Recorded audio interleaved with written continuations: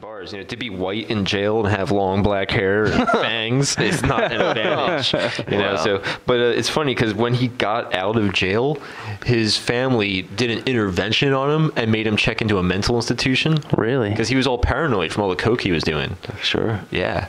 Yeah, well, that'll happen. A lot of shit happened. His dad passed away, and that fucked him up. It says he was putting like cameras and light switches and shit. But Nice. Yeah. Really? Who was Wait, he what? videotaping? He was putting cameras and light switches? Yeah, he was like putting cameras and light switches. You can do that? And shower heads. Really? Yeah. To videotape who?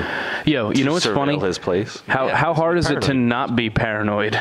Oh, man. Like when you hear about that, because now I'm just thinking to myself, wait, you can put cameras in shower heads? All right, and, well, and, It's like Kurt Cobain said, just because you're paranoid doesn't mean they're not after you. yeah, well, that's true. Yeah, well, we should get our first caller on because he's really good let's do about it. dispelling the myths about people who are paranoid. Because to people who Let's are do it. unplugged, I mean, he could seem a little paranoid like myself, but I mean, there's a lot of wisdom in what he's going to say. So let's get him on the air. And put him on Ching speaker. Dong, yeah, let's get him on the air.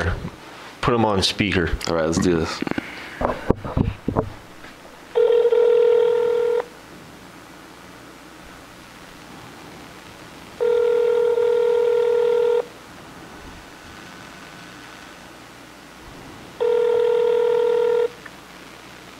Hello? Hey, what's going on? Hey, how's it going? Hey, what's going on, guys? Yo, you're on the air. Thanks for being on the show. Thanks Yeah, for having thanks, me. man. Yeah, we were just talking about paranoia and stuff, and I wanted to know, like, knowing the kind of knowledge that like, how do you, like, keep a handle on all of it? Like, it's so much to think about. Sure, but it's just like, the classic, I took the red pill, and you can't go back, Yeah. And, Yeah, that's true. You either succumb to fear or you don't. And I guess the paranoia only goes as far as your imagination. That's right. What do you do to try to not be fearful? Well, I just try and, let me see how I want to put this. What do I do to try to not be fearful? Because it's scary out there. I mean, it's for real. We're slaves, like. Well, I it's mean, not- I am fearful. I'm totally Say fearful. that. Yeah, absolutely. Well, what are you fearful of? Well, I'm fearful for all of us. Yeah, for the country, for my life, for everything, for my family, everything. Like, I mean, I would say I'm not paralyzed with fear, but I definitely sense it. It doesn't look good right now. Right, it doesn't look good. It doesn't look good at all. But I guess the fear aspect comes with, the overanalyzing and the fixation of one particular, maybe subject or one particular outcome. No, I agree. And when we really have no idea what's to come. So, the fear is just the self-created image of the future.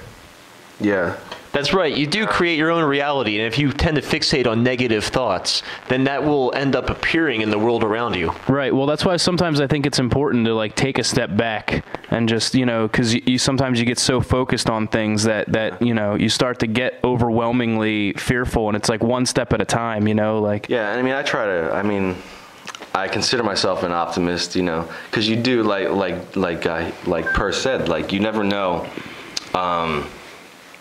what's going to happen in the future. Like you look at 9/11, like such a terrible thing, but it spawned like the 9/11 Truth Movement, Right? Which is like people.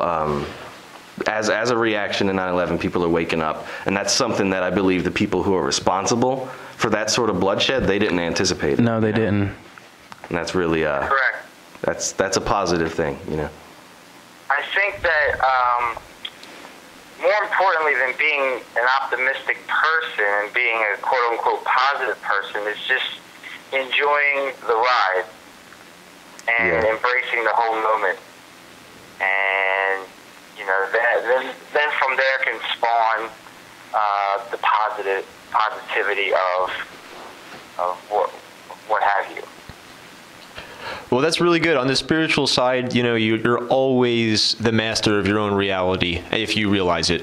Yeah. And whether or not you realize it, you are the master of your own reality. But in physical terms, because we are, we do have one foot in this physical reality. We were talking about things that we can do to protect ourselves, to preserve our rights, and we were talking about growing our own food and all that. But you know anything about that UCC stuff that we were talking about last show? Yeah, I know a little bit about it. Can you try to give a brief? Can you give a layman's view of the process, how it goes, for somebody who's never heard of it? Sure. Since our country in 1933, we've been operating out of a position of bankruptcy. In 1938, we merged common law. Well, we merged law with equity. What happened was, in 1938, there was a particular case, Tompkins versus Erie Railroad. A guy was walking along the railroad tracks, and he was pushing a cart, and he had a piece of plywood sticking out of the cart. A train came by and hit the cart, injuring Mr. Tompkins, and he tried to sue, and the courts, they made a decision that Mr. Tompkins didn't have a contract with Erie Railroad, therefore he had no authority to sue. And that's when everything started to change.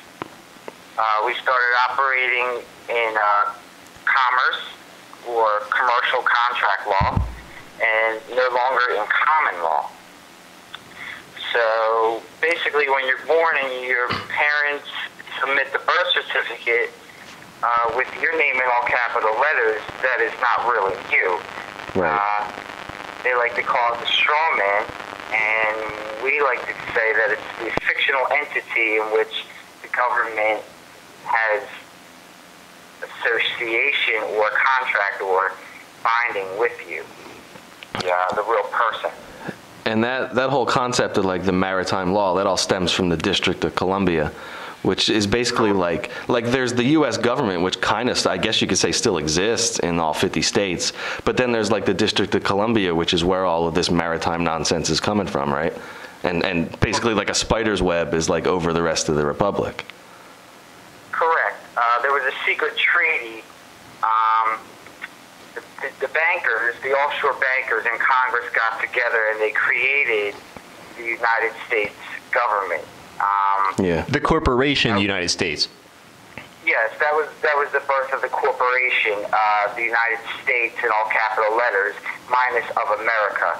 And that is restricted to the 10-mile radius, which is known as the District of Columbia, as you guys said. Also Guam, Puerto Rico, and some other external countries. But we, the people, do not fall under that jurisdiction.